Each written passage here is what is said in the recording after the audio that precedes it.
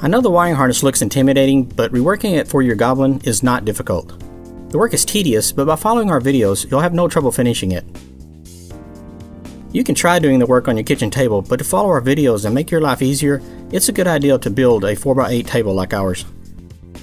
We use 42-inch tall sawhorses with 96-inch top boards. The sawhorses are topped with a 4x8 sheet of OSB and a thin sheet of plywood. Grab a 24-inch long 2x4 and mark it 1 inch and 13 inches from one end.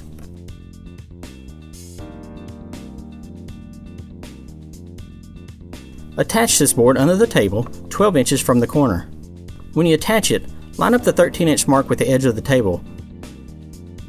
The 1-inch mark should be away from the table.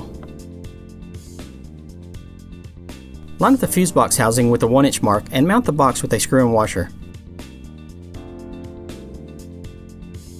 Use another screw and washer to hold the fuse box from the side.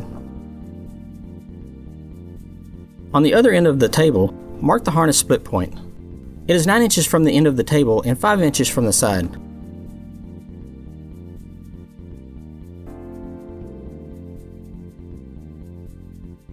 Make another mark 9 inches from the end of the other side of the table and draw a line between the marks.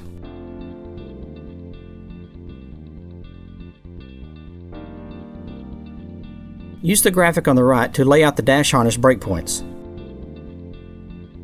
These labels will be used later to organize the dash harness.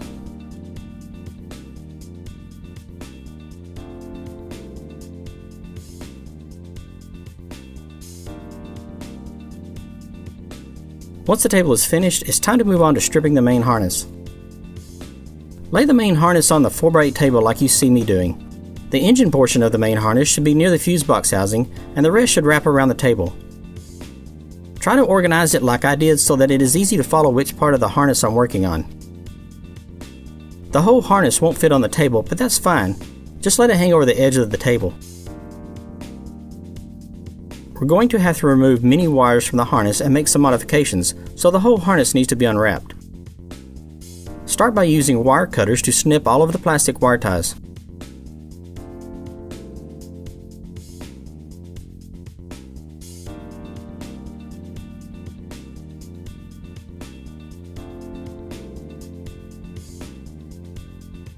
Next, use a sharp knife to remove the tape and plastic wire loom. When removing the plastic loom, cut the tape along the split in the loom and then peel the loom off of the wires.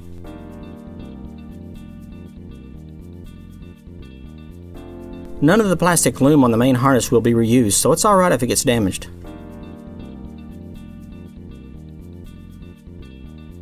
Anytime you are cutting the tape, try to keep the knife moving the same direction as the wires so that you aren't slicing across them. As long as you are careful with the knife, you'll find that the tape cuts easily and the wires are unharmed. Peel the rubber boot off the firewall pass-through structure and snip through the plastic to remove it from the harness.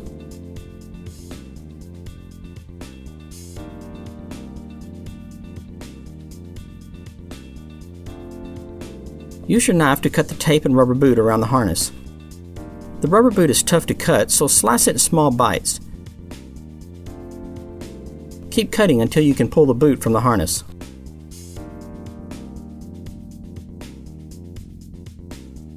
Continue through the rest of the harness removing tape and loom as you go. You can get the tape off the harness by unwrapping it, but I find it easier to slice the tape down the length of the wire and then peel the tape off in small pieces. As you're working, try to maintain the shape of the harness. The wires will hold their shape pretty well as long as you don't move the harness around.